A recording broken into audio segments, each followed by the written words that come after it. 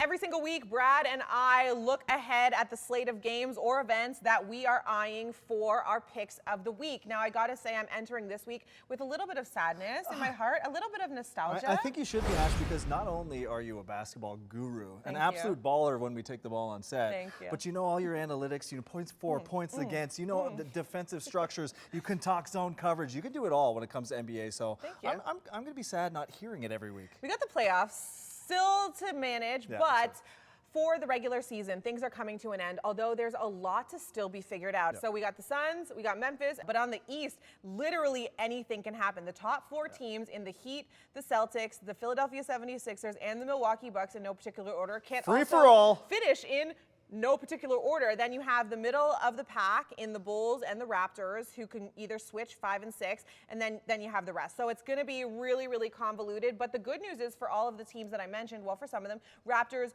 Bulls, Bucks, even the Nets in some cases, they hold their fate in their own hands. But as I sort through this NBA murky water, you have a clear vision. You've never been happier because there is a UFC event on this weekend and you've got the goods. I am so excited about this UFC card because as we're talking about the transitional game of UFC, I mean, this feels like the older superstars, the Dustin Poiriers, the Tony Fergusons are starting to fade into the background of their careers. And no disrespect to them because they're absolute superstars, but it feels like there's a new generation of superstars coming up. You've got Paddy Pimblett, and you've got what I think is the bona fide next superstar in the UFC. And if I'm wrong, the UFC has put a lot of marketing dollars into this guy. Khamzat Chimaev is someone that people have been talking about for years. In 2017, Brian Stann came into a UFC press conference and said, no, forget these guys. There's a guy in Sweden right now who fights at 170, who's ragdolling 170s, 185s, 205s, and heavyweights. And as you've seen in his first 4 fights, the significant strikes, 112-1. That means he's only been hit one hard time in his entire UFC career. And you look at the total strikes, it's 254-2. That means he's been hit twice his entire UFC career in 4 fights. That is absolutely ridiculous. And he's doing it by so many different ways. He's knocking people out. He's choking them out. He's got a Darce choke in there. So you can tell he's a fully well-rounded fighter, but he is fighting his biggest test to date. Gilbert Burns, who's just coming off of fighting Kamaru Usman, who is the pound-for-pound #1 fighter in the world right now. And although he didn't do too great, Gilbert Burns is a bona fide world championship contender. This is Khamzat's time to shine. This is his time to come out. The promotion's been put behind you. You are a heavy, heavy favorite going into this fight. So let's see what you can do. Some controversy too. So we have a budding star who's about to be on the tip of everybody's tongue when it comes to knowing about the UFC. And then we have a controversy because we have, and this is a new term for me, I'm going to be completely honest, we have a paper champ. We have a paper champ, which is, that's not good, by the way, that's not good. Yeah, but I will say it because it is an actual paper champ. Peter Yan, who is a destroyer at 135, has his rematch against Aljamain Sterling. Now in the last fight, what we're talking about right now is Peter took it to him for 4 rounds and just absolutely was dominating. Now Aljamain was down on the ground, 1 knee, 1 hand.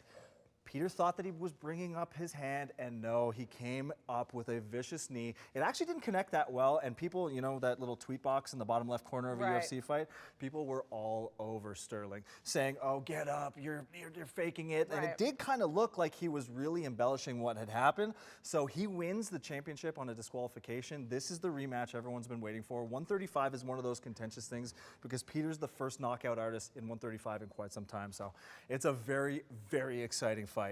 But the one that we're all excited for is Volkanovski versus the Korean Zombie because Alex Volkanovski is on the verge of being in that conversation of being the best featherweight of all time. And just one more thing I would like to add on the NBA side of things. Remember that because things are going to be settled in terms of the postseason by Sunday, a lot of teams that clinch their position, they're going to be resting some of their stars. They're going to be giving an opportunity for some of their bench depth to get a little work in before the postseason because you do need a ton of that depth if you're going to be able to proceed in the postseason. Yes, it's a stars league, but there's always one unsuspecting guy who comes off the bench and does damage for your team. So those might be an opportunity to get some really good odds or take advantage of some lines that haven't fully shifted yet. And, you know, you got to rest your players if you're in the play-in.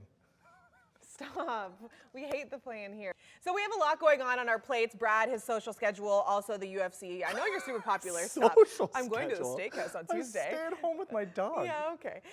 But he's going to have picks for you anyways. That's on Friday, as per usual. Brad C. Smith. I'm at SmartAsh on Twitter. Make sure you tune in to see what we're looking for. I'm going to sort through the murky water that is the NBA. Brad's going to be locked in to what's going on in the UFC and kind of guide you in the right direction. He's a shepherd, if you will. He's a shepherd.